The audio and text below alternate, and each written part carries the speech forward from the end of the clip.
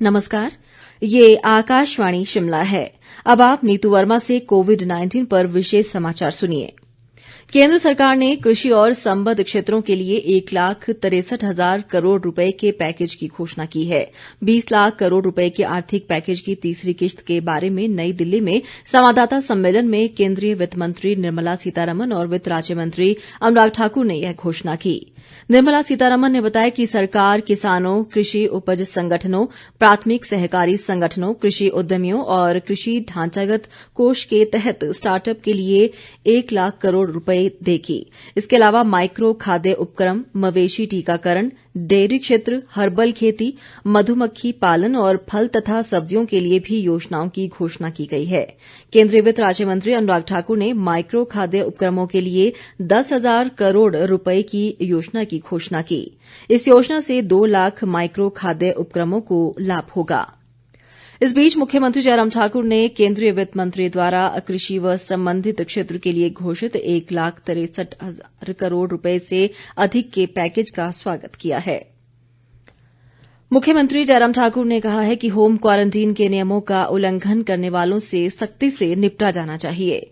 शिमला से जिला उपायुक्तों, पुलिस अधीक्षकों और मुख्य चिकित्सा अधिकारियों से वीडियो कॉन्फ्रेंसिंग के माध्यम से उन्होंने कहा कि होम क्वारंटीन के लिए फुल प्रूफ मैकेनिज्म बनाने की जरूरत है, क्योंकि किसी भी तरह की ढील नुकसानदायक साबित हो सकती है।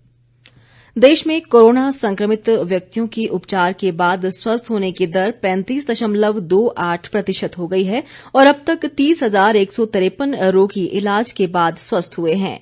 देश में मौजूदा समय में कोरोना संक्रमित लोगों की संख्या 85,950 हो गई है। इधर प्रदेश में कोरोना संक्रमण से कल एक और व्यक्ति की मृत्यु हो गई है। इसी के साथ प्रदेश में कोरोना से मरने वालों की संख्या 3 हो गई है। भोटा में उपचाराधीन हमीरपुर जिले के 52 वर्षीय कोरोना संक्रमित मरीज ने मंडी के नैरचौक मेडिकल कॉलेज ले जाते समय दम तोड़ दिया। स्वास्थ्य विभाग के अनुसार प्रदेश में कोरोना पॉजिटिव मामले बढ़कर 76 हो गए हैं। पिछले कल 2 नए मामले कांगड़ा और ऊना जिलों से सामने आए हैं। मौजूदा समय में प्रदेश के विभिन्न अस्पतालों में 34 कोरोना संक्रमित मरीज उपचाराधीन हैं। जिला हमीरपुर में रेड जोन से आने वाले सभी लोगों को अनिवार्य रूप से संस्थागत क्वारंटीन सेंटर में रखा जा रहा है। उपायुक्त हरिकेश मीणा ने कहा कि हमीरपुर जिले से संबंधित कोविड-19 महामारी के कारण विकट परिस्थितियों में बाहरी राज्यों में फंसे हमारे अपने राज्य सरकार की सहायता से सुरक्षित पहुंच रहे हैं। उन्होंने कहा कि बाहर से आने वाले लोग और उनके परिवार सहित अन्य लोगों की सुरक्षा के मद्देनजर उपमंडल स्तर से लेकर पंचायत स्तर तक क्वारंटीन सेंटर स्थापित किए गए हैं, जहां इनके ठहरने की उचित व्यवस्था की जा रही है। हरिकेश मीणा ने आम जनता से भी संस्थागत क्वारंटीन सेंटर में ठहरने वाले लोगों की सहायता के लिए आर्थिक रूप से सहयोग की अपील की है।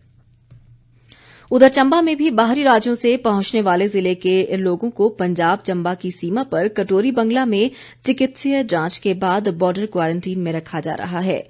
कटोरी बंगला में तैनात डॉक्टर कुविंदर संधू ने बताया कि कोरोना संक्रमण से बचाव के मद्देनजर जिले में प्रवेश करने वाले प्रत्येक व्यक्ति को 14 दिन के क्वारंटीन में रखा जा रहा है। इस दौरान लोगों को कोरोना संक्रमण से बचाव संबंधी पाठन सामग्री का वितरण भी किया जा रहा है।